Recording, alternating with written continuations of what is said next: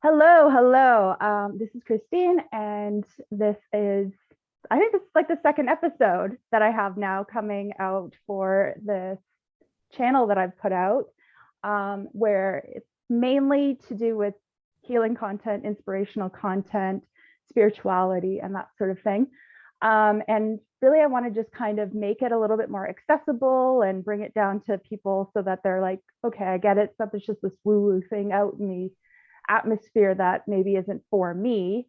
It's really for everybody and for anyone who is ready to kind of move in the direction of taking responsibility for their own healing. And so I think this is really important, especially like with everything that's kind of going on in the world, to start looking at healing in a different way, looking at wellness in a different way. And the fact that we're all kind of awakening to this new dimensional reality in a very interesting way. Everyone has their own journey. So I'm just bringing Jacquelynne, who's amazing. We worked together a few times and in different respects. And so she just like really brought a lot of energy to me and a lot of awareness to me.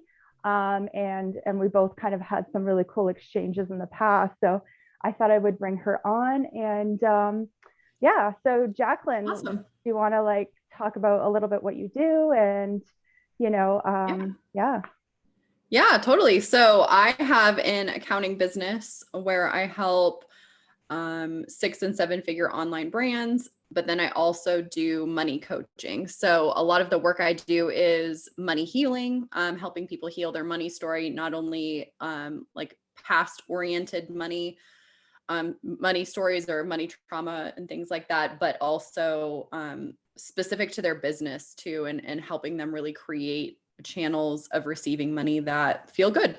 So that's what I do. I've also experienced a couple really random fun money manifestations, which is how I got into this work really to begin with, is manifesting $100,000 on a scratch ticket twice within 9 months, and having that experience of going from really, really broke and essentially not having money to pay my bills or meet my financial requirements, to having $100,000 on the scratch ticket come into my life. Having both of those polarities happen in such a small amount of time really catapulted a lot of work, a lot of my inspiration for this work, because I recognized that if I was able to pull myself out of the rut that I was in, essentially with no physical evidence of it happening and no physical evidence that it was even a possibility for that to happen, then I know the power of this work and the power of being able to help other people do it too. I love that. That's awesome. And I love that, like, that's such an amazing thing because a lot of people dream about that, but you're like actually one of the people who made that dream come true or who had that dream come true. And I know you were Mhm. doing a lot of money mindset work, I think prior, like at least my understanding, you were doing money mindset prior to that. So that's kind of how you set yourself up for success in manifesting these Mhm. really cool experiences. But it also sounds like you've Yeah. had some learning about how to manage money and hold money and stuff like that after you had the manifestation come through. So Oh maybe yeah. maybe talk about that because everybody like has the dream of winning the lottery, but Mhm. I think that once people actually win it, maybe they're not quite sure what to do with themselves. I think I'd be a little bit like, okay, like now what? Yeah, exactly. And that's a really common thing I find when I help people with money too, is that everyone has a number in their head of or maybe not everyone, but most people have a number in their head of like the ideal amount of money that they want. But the way you actually bridge that to allow it into your physical experience is physically feeling it, like physically being present for that manifestation, because manifesting the money and then having the money are two totally different things, right? So um, I can definitely look back and say I would have done things different with how that money was spent, and how that just how I spent that money, right? I was young. I was 23 years old, 24 years old. Um, I feel like that was in my life to almost like overcome a hurdle. It's like it's almost like that was given to me to learn, right? And to learn a lesson to teach others, but also to prepare me for more money because ultimately if you're asking for certain amounts of money, then you need to actually be prepared for it. And part of that preparation and part of a lot of the work actually that I do as well is helping people bridge that gap with receiving money in a feminine way and then managing it with the masculine energy and being able to balance out those two energies. Because when we rely on one and we know we can manifest money through the feminine energy, or whatever words you use to describe that, that energy, because it's not, associated with your gender or anything like that, but bringing it in through the feminine polarity and then actually picking back up that divine masculine energy to be able to spend it in a way that feels really good, invest it in a way that feels really good. Like they're just two totally different energies, right? So I've had a lot of interesting experiences that have allowed me to experiment with receiving money and spending it through those different polarities. Because yeah, there's a lot of things that you just don't think of when you actually have the money, right? A lot of people, when they focus on manifestations with their money, or they focus on healing with their money, um they focus on like all of the positive things, right? They focus on, oh, all the trips I'm going to take, all of the, for me, it was like, I'm going to pay off my credit card. We're going to take trips. We're going to go to Mexico, which we ended up doing, all of these different things, but then you don't anticipate the negative aspects of it too. And that's really the masculine energy, right? Is being able to handle and sort out those aspects of having the money too. So like, what are your friends and family going to think? Like, Mm.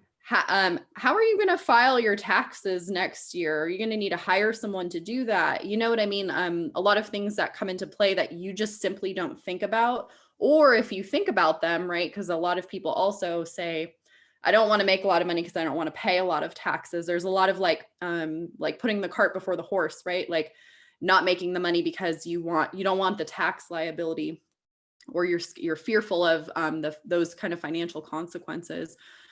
Some people even have the fear, like, I don't even know if I can have that much in my bank account. Like, does my bank even allow something like that? Right? Like there's all these logistical things that pick up that I think if we lean into those more and we say like, well, how am I actually going to do that? And then you start to find the solutions for it, then you're having this fully encompassed version of your manifestation that isn't only just focused on like the saccharine, sugary, positive parts. Mm. You're bringing in like the sour notes of it too, and it makes it so much more real, I think.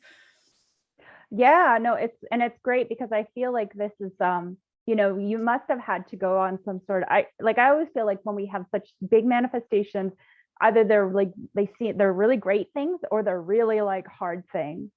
It Mhm. feels like usually we're led on some kind of a healing journey when we kind of go through these experiences. And so it's like, it's a lot of people's dream to get to like finally be financially free, but then how do I be financially free and Mhm. actually be in that way in the world? Now all my stuff is going to come up. But I think I remember you saying at one point that like, having the money didn't make my problems go away. I just had different problems or different levels Mhm. of those same patterns that would show up for Yeah. me. And when I do a lot of my work, it's really looking at patterns and things like that. So Yeah. what do you think are some of like the patterns that people come up against, like when something like what you had happen, or they don't think about this, like it might be minor now, but like when you come into that level of wealth or whatever, it's suddenly like, okay, this is like a glaring problem, kind of like people who are like not in a relationship but then they get into a relationship and it's like, Yep. oh shoot, like I've got to deal with all my stuff now. Like, what do I do now? Okay. So like, what do Yep. you think are the biggest kind of things that come up for people when they go through, like when they receive their manifestation like that? Yeah, well, in a lot of people's not a lot of people, I would say like some people that have um yeah, so like you come into a manifestation, it's very common to have someone where their first introduction to large amounts of money was something that they didn't work for, or something that had almost like a negative connotation to it. So like an inheritance, for example, like a family member dies and you have an inheritance. And that was actually receiving that money brought up a lot of feelings about when my grandma passed away. And my grandmother worked for Boeing basically her whole life. So she had a, you know, my family had that same transformation that I had, only having, you know, not having enough money to pay my bills, and then overnight basically having all of this money. I experienced that actually when I was a teenager as well, where you know, my family was financially struggling, and then my grandmother passed away and we ended up getting her life insurance money. And it was a total 360. If you looked, you know, 2 months apart at my life, how different it was going from um not and you know, people had it worse than what we had, but you know, financially struggling, to then like I could go into any store and literally buy anything I wanted because, you know, we had all this money to spend basically. So having already had that kind of experience, um it brought up a lot around, I didn't work for this. We've really been conditioned that we need to work, we need to actually earn the money that's coming into our bank account. So whether it's your family member dying, like you didn't physically work for that money, right? Or same thing with the lottery, like you didn't physically work for that money. You didn't really even maybe mentally or emotionally work for that money. It's a windfall. It's considered something that was out of your control or was completely random. I don't necessarily think that. I think that we energetically attracted that experience because I had been manifesting that number, and Isaac bringing home that scratch ticket was just, it was all coordinated, right? But so what happens when in that situation, a really common thing is people overspend because you have guilt about receiving the money to begin with. So you Yeah. blow it, right? You blow it because you didn't earn it, you didn't work for it. So to put it towards something that would be like, it's almost like the idea of eating for today. Like I always bring it sometimes, like food analogies help me, right? Like I could eat like a dozen donuts and like a bunch of stuff today and feel like, oh my God, this is like so indulgent and so amazing. But like, is that really what's the best thing for me like 20 years from now or 10 years from now? So it's kind of the same thing with money. Like we can have this like, oh my God, I get to have all of these physical things that I wanted. I get to have all these, you know, I get to have the clothes I want. I get to have whatever. Mm. But like, is that really the best thing for me financially long term? And so when you have all this kind of like guilt, or you don't have this sense of accomplishment around money, because like society has conditioned us to receive money as a reward mechanism for something that we've done, right?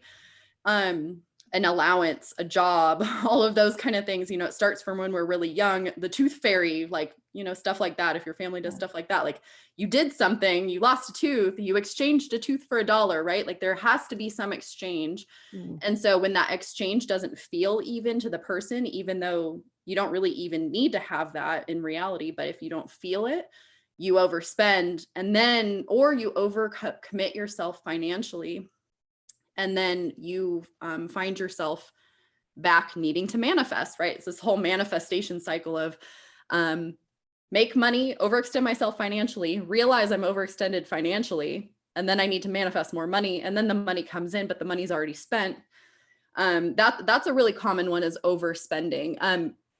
I rarely run into people that hoard money, even though I think that maybe there are people like that, maybe I just don't talk to them. But the other side of that spectrum is, this is never going to happen. I'm never going to have this amount of money again. So I'm not going to spend a dime of it. And I'm just going to like put it away, and I'm never going to touch it. And I'm never going to enjoy that money. Right. When in reality, there's like this beautiful middle ground that we forget is Oh, there sometimes. And that's balance is really the key with any money pattern, or really anything you do in your life, right? Is just like, if you're doing something indulgent, don't do it every single day of your life. It's probably not good for you, right? yeah. Yeah, no, I hear that. And I mean, I think that's those are really important things, because I'm trying, I feel like, as we like master, like we're going through this ascension process, we're going through this spiritual awakening, and one of the things that has been hijacked has been the root chakra, which Mm. which is like connected to our money stories and our money trauma and our survival stuff, right? Right.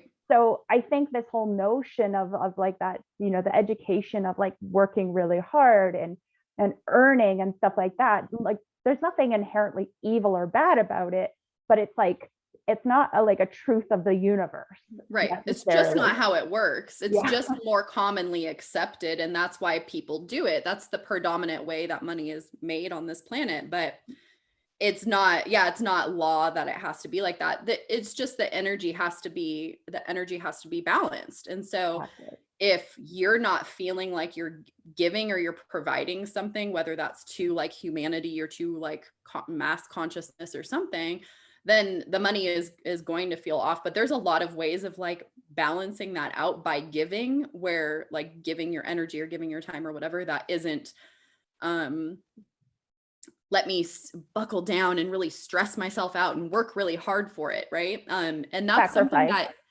yeah, sacrifice, yeah. And that's something that even people I work with that are making, 200, 300, $400,000 a year, they're still like that.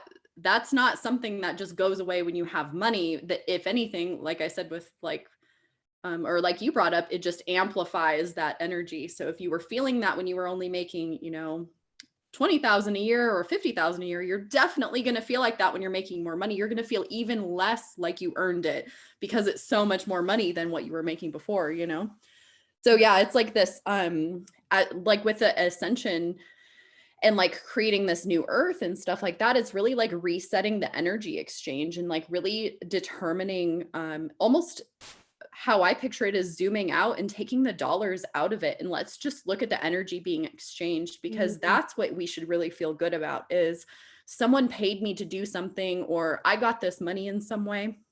What am I exchanging for that? How am I turning around and like helping it, like tying it to service, you know what I mean? Or tying it to a higher purpose. Kind of like a self-serving versus a, um, I guess like collective serving, and not that you have to sacrifice for that either, but Mhm. um yeah, it's like it's like the wounded masculine versus the divine masculine, or ascending to the divine masculine around it.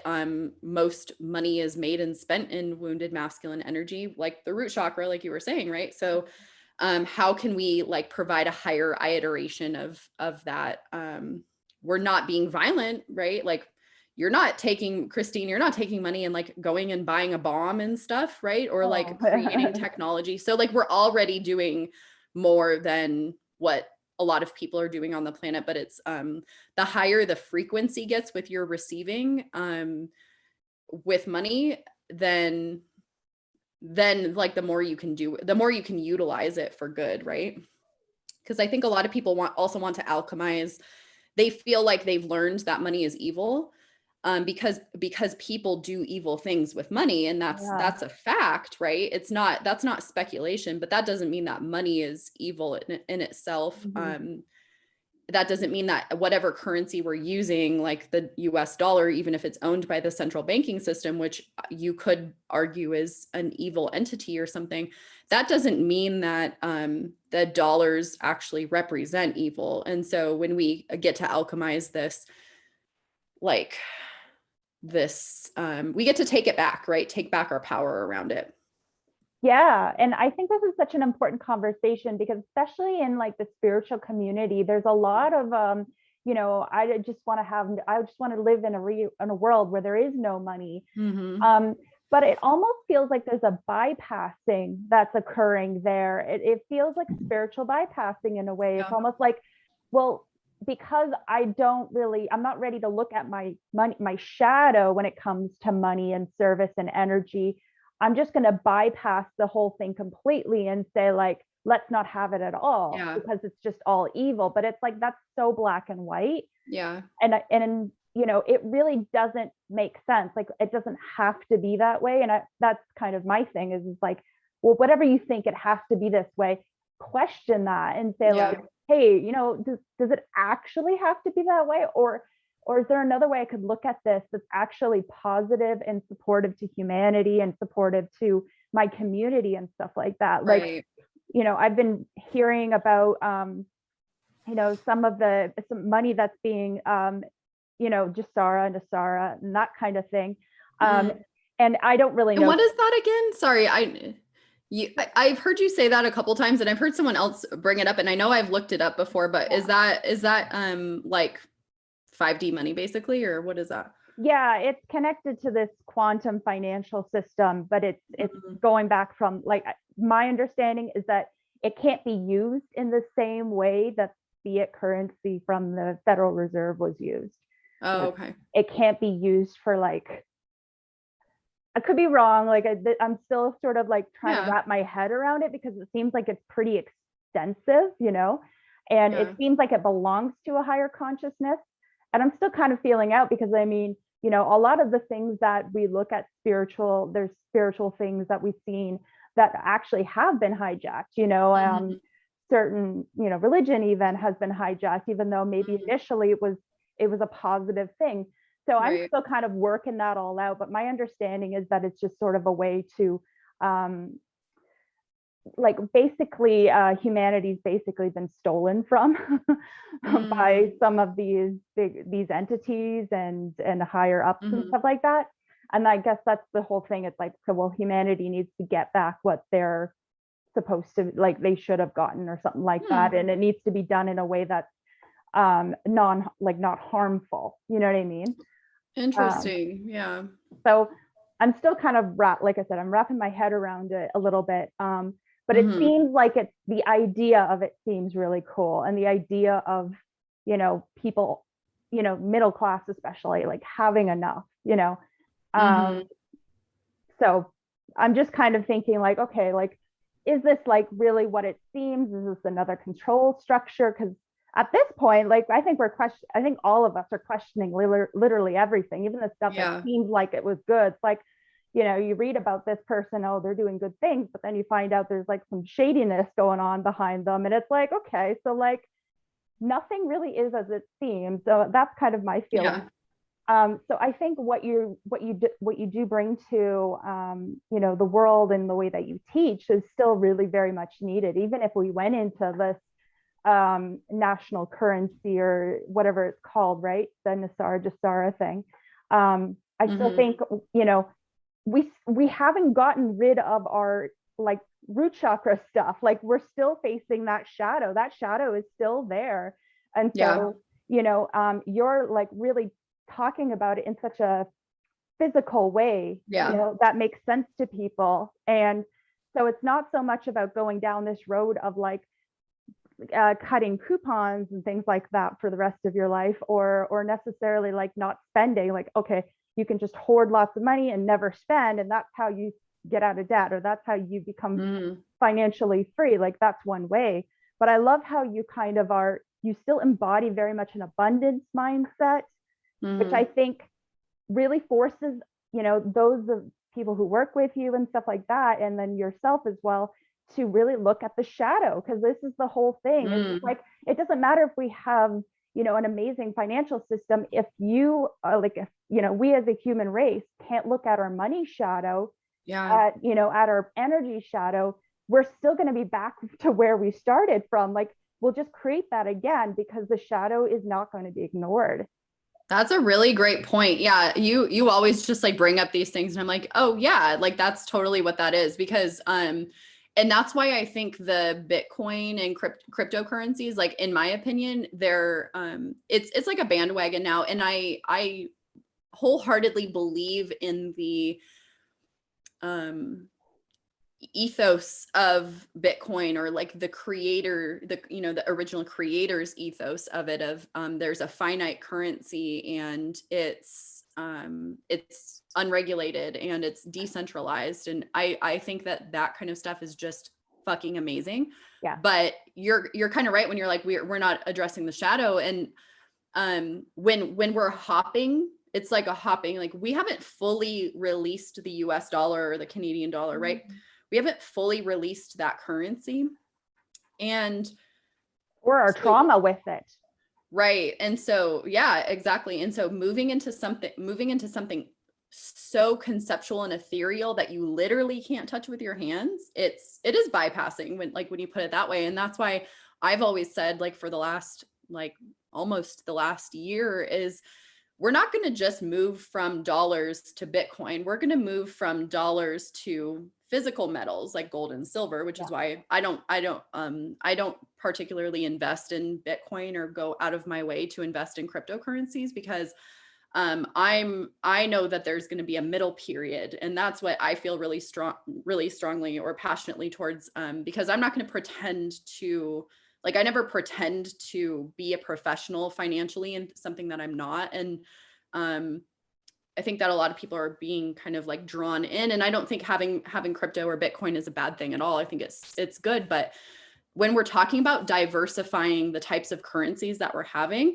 going to physical metals, when you bring it up like that, that actually just makes perfect sense, because nothing is denser than gold and silver. Like, nothing in our monetary system is denser than gold and silver, right? It would be the alchemization, it would be the shadow of the US dollar. What is the shadow of the US dollar? What was left behind and what was phased out? What was the rug that was pulled out from people?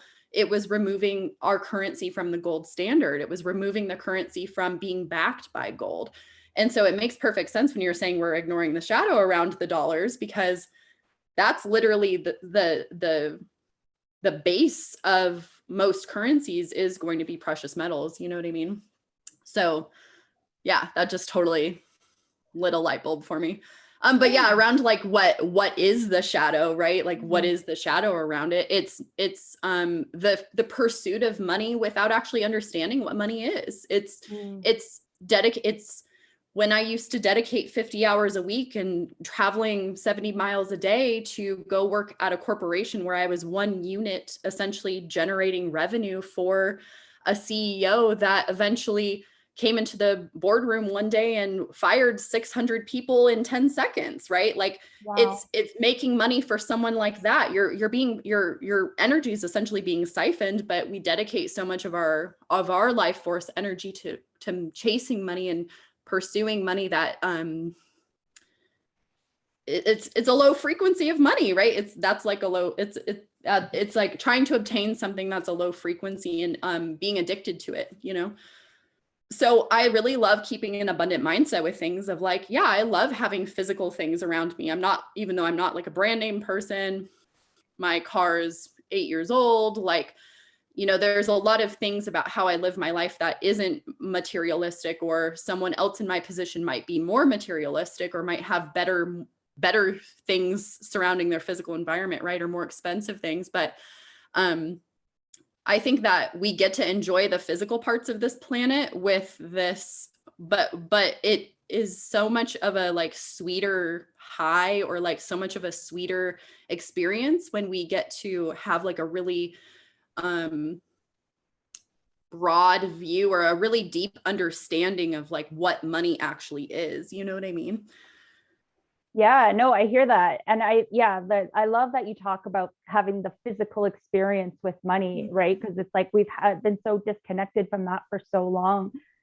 Especially as we kind of come into more like I think a lot of places have adopted like a cashless currency type scenario with everything. And it's like, but at the same time, it's almost like it disconnects you from the physical reality of that experience of holding money, of connecting with money, of understanding money, and like having a relationship with it. Like, you're just having a relationship with like digital screen at that point. And so it's almost like I'm thinking about like the sci-fi movies you've seen, and then I'm thinking that's when they go into these credit systems. And it's like but it's still like, even in those sci-fi films, it's still the same sort of hierarchy, where you still have these people at the top, and then you have it trickle down and all of that stuff, and then you have really poor, and like it doesn't really solve the problem. Everybody still are they're still dealing with their own shadow based, Yeah. and it might be around money, it might be around something else, but obviously we're talking about money, so I think it's really important, Yeah. because I've had this conversation with others where it's like, money is not spiritual. Like, why are you talking about money? It's like, because it's important. It's like how people, will talk about politics when they're talking about spirituality. Well, they're connected, they're interrelated on many levels, right? Mm-hmm. And so I think, what you do is you actually bring the conversation out, Mm-hmm. and instead of like, no, we're not going to talk about that, or no, let's avoid that subject because it's uncomfortable and it's a shadowy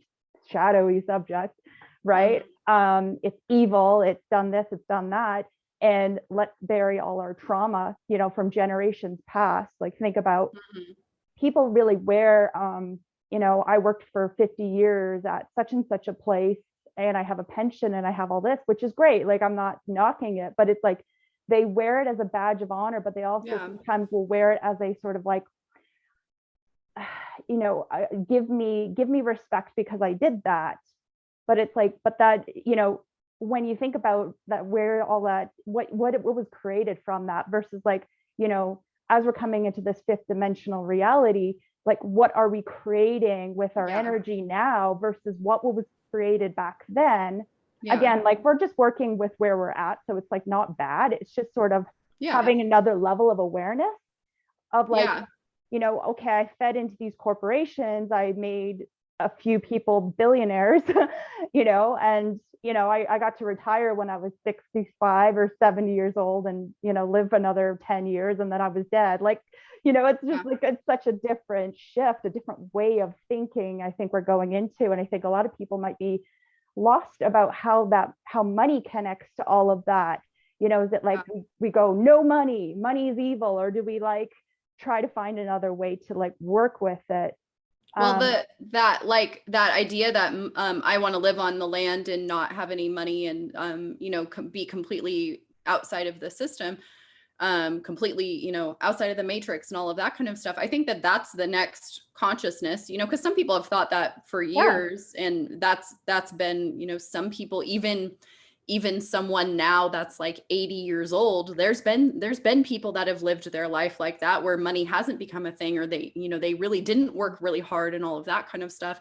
And they tried to live, without money and stuff. So I think that that was the next progression, or the next ascension. Then the one after that, like when you brought up, what are you going to create, how can you create something better? yeah, Ultimately deciding to opt out from a financial system that is commonly accepted by 99.9% of the population in the country that you live in, you're kind of eliminating your potential to really be able to influence and create substantial change without partaking in that same system, right? Like changing the system from within, almost changing the frequency of money, instead of saying, no, I'm just not going to like utilize money. Because yeah, there's like this guy I follow on YouTube, and he's like a nomad basically. He makes like videos about stuff, and he's always like freeloading, right? He's always like, oh, I'm coming to this city this day, so I need a place to stay and blah blah blah. And it's like, well, you are still utilizing money, right? You're utilizing money, you're just utilizing someone else's money. Like, that's what that is. You're not actually exchanging value, right? You're just expecting other people to take care of you, basically.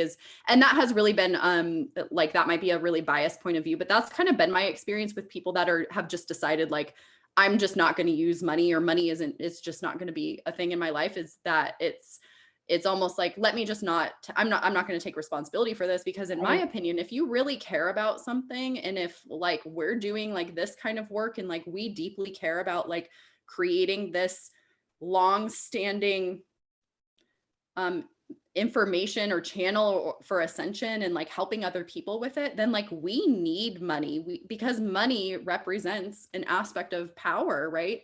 Having financial leverage is serving our mission. And so it would be silly of us to just opt out of something that would actually help more people if we did have more money, right?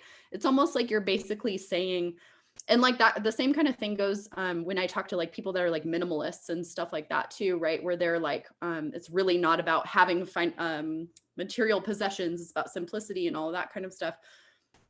Or like the kind of a overly like overly frugal, right? Like it's the same energy to me of like being overly frugal, of like you can deny that you don't want all of these material things, and like you can say like you don't want a Mercedes or you don't want X, Y, and Z, and like that's totally fine.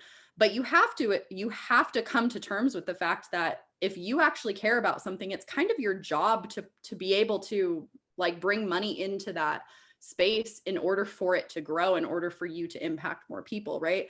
So if you don't want money and you don't want this symbol of power in our society, then I kind of tend to think that you really don't care about helping a lot of people, because if you did, you would recognize that money is going to be one of the fastest ways for you to be able to expand your reach and help more people. And also like changing the vibration, changing the actual frequency of money. And even if it's just we're such a small minority of people that are using money in this way, we're still impacting like the collective vibration of how money is used, you know? Yeah, I feel like having having a mastery around wealth, even if it doesn't necessarily mean you have like millions of dollars to your name, if you have a level of mastery and understanding around wealth, you have sovereignty. And I think a lot of us are striving for the idea of sovereignty. Mm-hmm. I don't know if it's fully possible to have like full sovereignty unless you really did live off the land. But even if you did live off the land, you'd be like, there'd still be like the way that the world is set up right now, like you still have to pay for that. Like, Mm-hmm. so whose land are you living off of? And and I Yeah. get it, a lot of the idealism is that, oh no, like we come here to earth and earth should be free, like we should be free to live here. But it's like almost like we've got to kind of work with what we've got so that we can move into the next level. But what Yeah. we've got right now, yeah, it's not great. And then, but like, how can we make that a little bit better? So maybe like, Yeah. the way that you teach it, allocating money to doing things that are in alignment with your higher self, with a higher level of consciousness and being, with supporting the community. Even if, yeah, maybe people will do some exchanges and things like that, and maybe some bartering will happen, I think. I To me, it doesn't feel like we're quite there yet, Yeah. you No, know? no, not at all. Yeah. And when we talk about the idea of sovereignty, actually, I'm gonna grab my computer charger if you want to pause it really quick. I'll be right back. Sure. Sorry. That's okay. Okay, No. I'm good. So, when you think about the idea of sovereignty, like being complete, yeah, like it's a buzzword that's used a lot now, I think too. But the idea of sovereignty, like you're completely responsible for yourself. You completely are independent, right? But it's actually very difficult to have what's considered like sovereign land. And so if you like, there's someone in Arizona, Adam Kokesh, he's one of the um, kind of anarchist libertarian thought leaders. He has actually a sovereign nation in northern Arizona, and he has been completely riddled with like legal problems as a result of Wow. him declaring a sovereign nation, right? Or his property that he purchased a sovereign nation. And so you still need money to remedy, like you need money to get out of the system just as much as you need it when you're in the matrix or in the system too, right? Because when you purchase property, at least that's how it is here in the US, and I'm sure in Canada it's really similar. You purchase property in the United States, you still pay taxes on that property. So whose property is, if you actually own something, do you have to pay taxes on it? Like No, yeah, exactly. if I buy a chair and I paid taxes on it when I bought it, but I have to pay taxes every time I sit in that chair or every year as a result of using that chair, do I actually own that chair, or is that just kind of like a glorified like illusion of owning something, right? So true sovereignty is extremely expensive to achieve, right? And my family, my dad's side of the family were homesteaders, like they were almost completely reliant on their own land with their own eggs, their own vegetables, their own fruits, all of that kind of stuff. But that's extremely time consuming, and you have to have financial resources to be able to start something like that up and keep it up for a long time. And the idea that you can have every single thing that you want to consume on the same land is also really unrealistic too. Like how it's likely going to be is how it would likely work if people were truly sovereign is that they provided one function like the eggs or something. I know you're vegan, so probably not, right? That's The okay. the Yeah. eggs, and then you trade milk with the guy that has cows next door. Like you're not gonna have like 2 cows, 2 chicken. Like you could do it like that, I guess, but achieving that level of like self-sufficiency off of your own land is extremely difficult and requires a lot of financial resources. So the idea that you wouldn't need like money to like make that happen to begin with, like money is power, right? And the more that we don't, the more that we like disempower ourselves by saying what's the point because the elites have 99% of the wealth in the world or whatever. The more we disempower ourselves with those kind of stories, then the more we deepen ourselves into that shadow, right? And I think a lot of what the shadow is coming up for people right now is we're being financially controlled, and we're like resisting this control really hard, and that's myself included. Like I'm no exception for that. But is that a helpful energy for me to access? Like does that actually help me or help people for me to be in that energy of I'm being controlled by the financial elite? No, it doesn't. Yeah, well, it's not creative energy, and Yeah. I think that's sort of the thing when we're resisting things or we're protesting against something. I really strongly feel that, yeah, there's people who have that role and that's part of what they came to Earth for, perhaps. But I think where we get our power back is by not putting so much attention and focus on the things that we're resisting. And if there is resistance, that we work through the shadow that we have around that. But at the same time, refocus our attention to creating, like you have, like I have, in whatever way that suits us best, in whatever way we're called to. Because I feel like there's got to be this in between thing between like a free, money free society or whatever concept that people want to play with, right? Like as an idealistic whatever, to what we have now. There's a bridge, and like you said about the metals being kind of part of that bridge, right? And I mean, who knows what it'll actually end up looking like, because there's so many timelines here at play.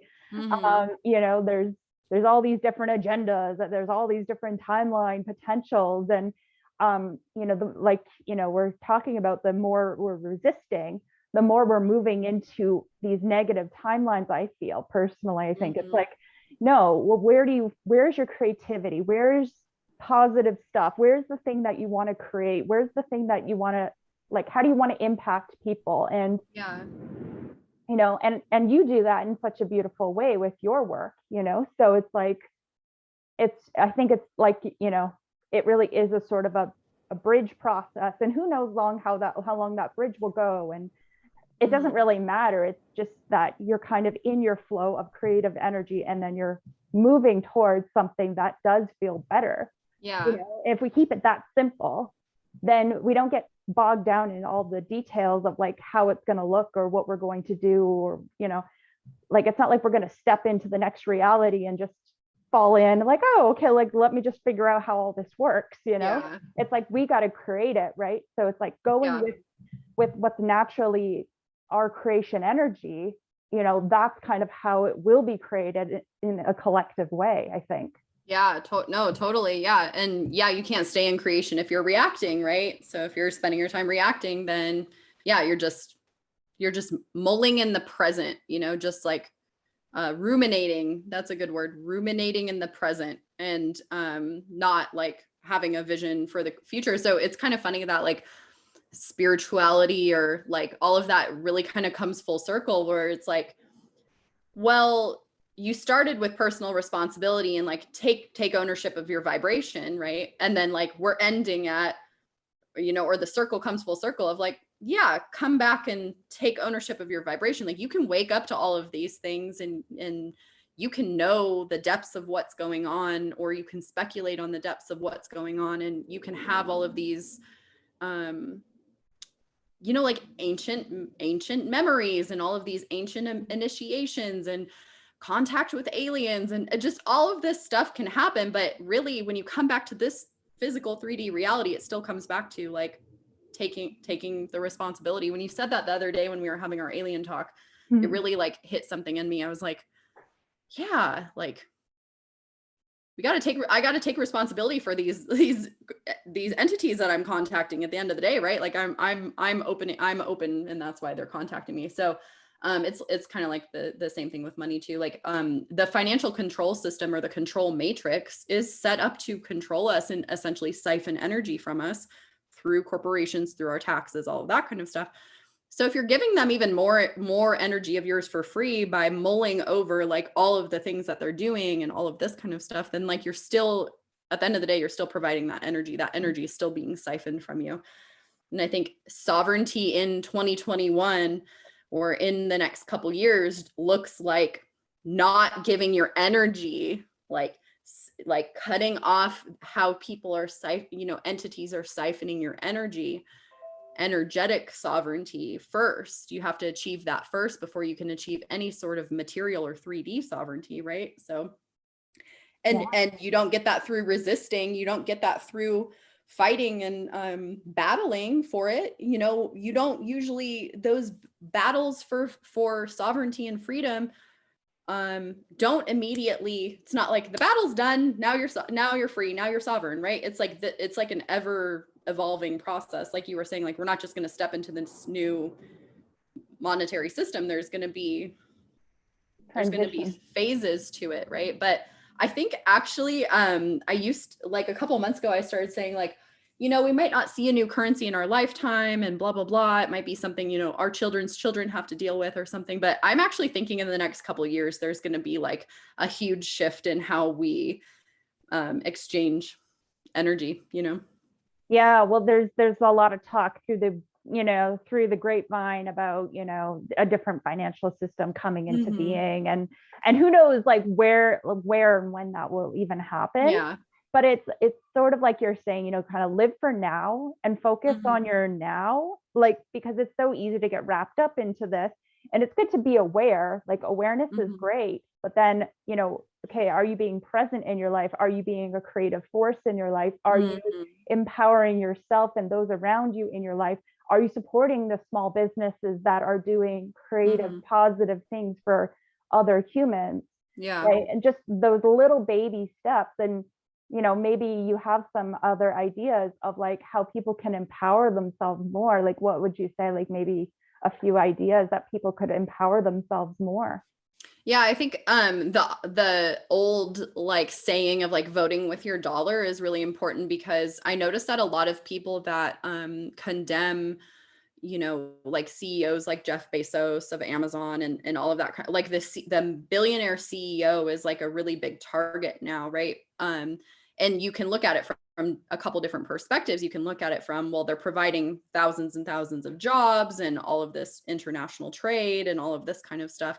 Or you can look at it as they're money hungry and, they're siphoning energy and all of that kind of stuff. Like I see it from both perspectives, but also recognizing that a lot of small businesses thrive as a result of those kind of platforms, right? A lot of like my skincare products are from a family in Arkansas or something like that, and they just happen to be able to sell on Amazon. So like when you're thinking about like voting with your dollar, like it's like so much more deep than just saying that. It's actually recognizing when the purchase that you're making is out of alignment.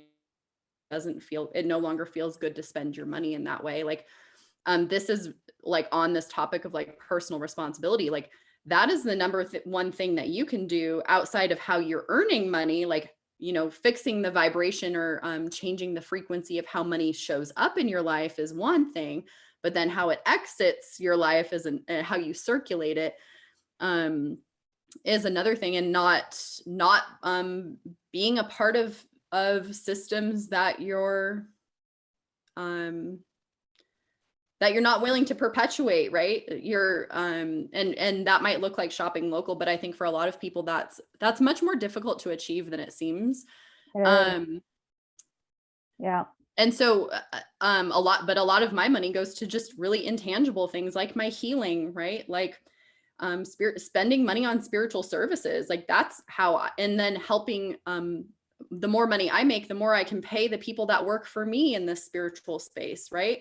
The more I can help like more clients or increase my reach. So like spending money in the spiritual space, you know what I mean? Like that to me feels like the best form of like shopping local, because that's something that can't be, you can't sell that at a store really, right? You can't bottle that up and package it.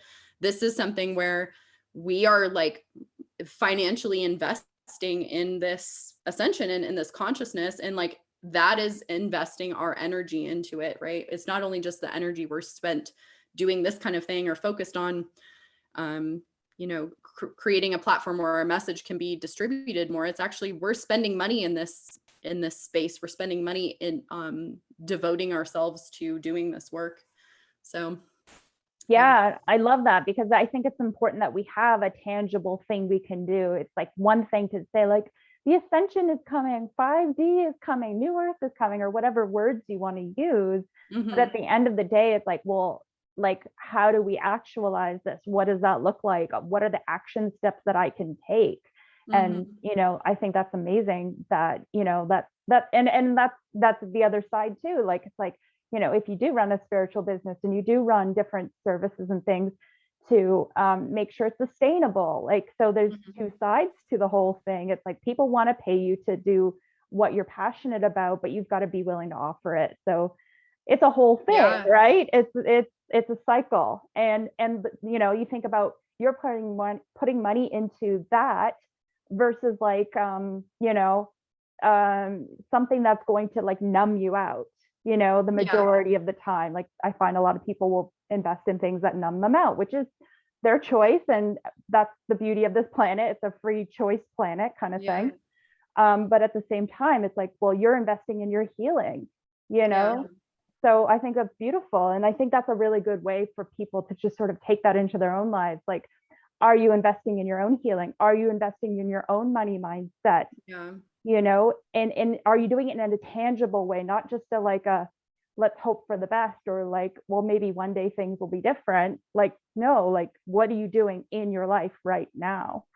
Yeah. And I also think like, because we're very much in this, like we're consumers, right? We've been primed to consume since we were children.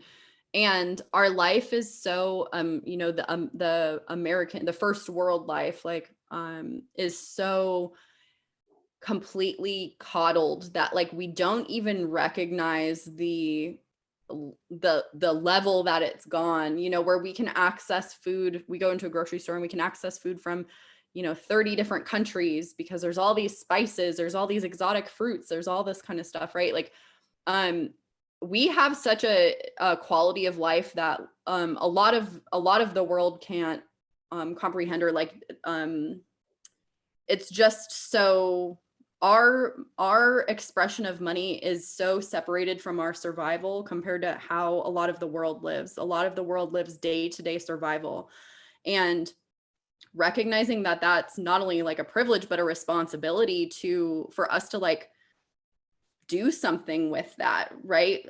If you're viewing it like we're in this position for a reason and that person's in that position for a reason, then you need to be fully utilizing this beautiful life to do something about it, right? And so like when we're consuming, I've been finding that like people that I'm like watching a lot on YouTube and stuff like that, I will just like buy their ebook or sign up for a subscription that they have or something like that, because to me it's reconciling the energy for me. It's making it feel even, where I'm no longer just consuming and not giving anything back. Like I'm it's like a way for me to balance it out, I'm not saying that like that's what people have to do, but when you pay attention to the things that you're receiving and the places where you're not giving in that area, like a couple dollars is a really impactful. I don't know if that's making sense the way I'm describing it, but this idea of like people that are creating this kind of content, like kind of like what we're doing now, right? Like people that are creating this kind of content and really dedicating energy to put out there, like that should be something that's financially rewarded. And so I'm going to do my part by like trying to financially reward, no matter how, even if it's just a couple dollars, to be able to do something like that, because that's important to me. I'm creating my own market of, yes, keep doing this. Like you're going to get paid for it. Keep doing it. You know what I mean?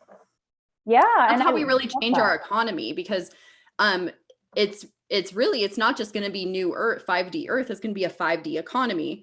And that's what I can see clear, like more clearly than I can see like what new earth or 5D would look like. I can see, like, that's why my website is 5D economics, because it's like I see how the higher iteration of how money is exchanged, like on an energetic level, you know what I mean? So it's like we have to change that, the whole structure of it, before we need to worry about currency, before we need to worry about any of that kind of stuff. So yeah. No, I love that. And it's tangible. And it's like, I agree. It's, a friend of mine did some healing work for me, and there was a point at which I couldn't give back to her, I just wasn't in the position to, but now I can.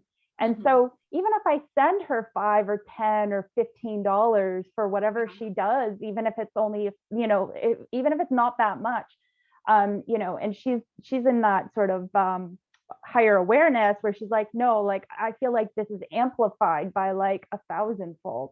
So I'm receiving that in that way. And I was like, oh, that's so beautiful. I love that, because I think, when I think about receiving even, $5 or $10 for doing something that I love doing and helping somebody who I'm like, I just want to see them in a better place. It's like, wow, this is an amazing thing.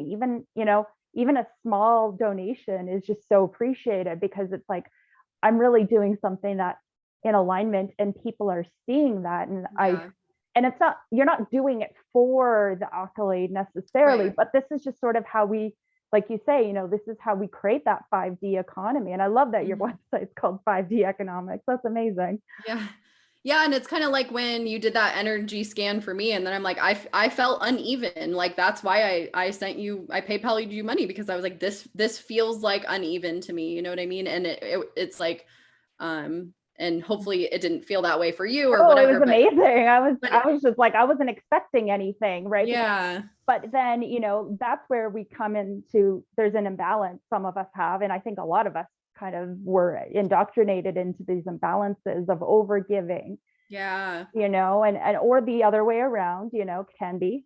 But no, that was like extremely generous, I thought, because I wasn't expecting anything. It was just like, no, of course I'm going to do this. I can do this. Not everybody can do this. Or they can, but they're just not open to it, Yeah, yeah. And that's where when the like you giving in that energy is pure, right? Or it's like it feels aligned for you to give, then it's gonna feel like aligned for you to receive too. And so the like when people want more money, it's like, well, how are you like giving your energy and your money? Are you like clutching to it? Are you stingy with it? Are you resentful when you spend it? Like that's a really great like signifier of how it gets to show up for you too, So yeah, I loved this conversation though. This was so fun. This is great. Yeah, no, thank you so much for your time and just spending this energy with me and really like showcasing. This is like your gift. You're really like such a master when it comes to this stuff. And I just really appreciate that you have such a grounded approach, but at the same time, you have that abundance mindset. Like I find that you get one or the other with a lot of people, and you seem to have a really good balance. Yeah, So thank you. I really love having you on, on this channel. And, if you ever like want to come back, like that would be amazing. I'd love to talk more about other things. But everybody, if you're looking to work on your mindset around money, maybe you've had a hard time with money, maybe you've had a hard time with consistent money or manifesting money, you should definitely hire Jacquelynne. I worked with her and it really changed a lot in my business, and it got a lot of things going. And she kind of is able to get in and look at things that you're totally got a blind spot to, and she's just very like, I just find you're like very like genuine, and you also just like hold a really sacred space or container.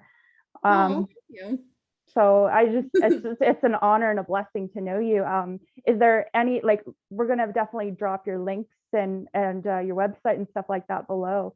But is there is there any offerings that you want to talk about, or is there anything that you want to share before we go? Yeah, my Instagram at LuxemBabe is a really great way to connect with me. And then my Patreon, which is my monthly subscription, is basically like my library of content. So if you are wanting to connect more with my work, just signing up for that gets you access. I think it's like 70 videos or something that's in there at this point. It's Yeah. like an insane amount of my content, which is basically me having like these kind of conversations. Um, that is a great place to get oriented with my work, right? Because you want to make sure, again, that it's in alignment for you Mm. to be connected to someone, and having like a little bit of an introduction sometimes helps. So Oh yeah, no, completely agree. Like not all like coaches and mindset people and healers are the same, or we all have different experiences, and yeah, we want to be super mindful of who we're connecting to. So that's yeah. amazing. And your Patreon's great. I'm just gonna say like a testimonial to that. It's like I've been in our Patreon for a few months now, and it's just an amazing space to be. I really, really love that you just always bring it every week. So Yeah, thank and then we you. have these amazing calls, and Yeah, so yeah, just thank you so much. yeah, you're so welcome. Thank you for having me. Thank you. All right.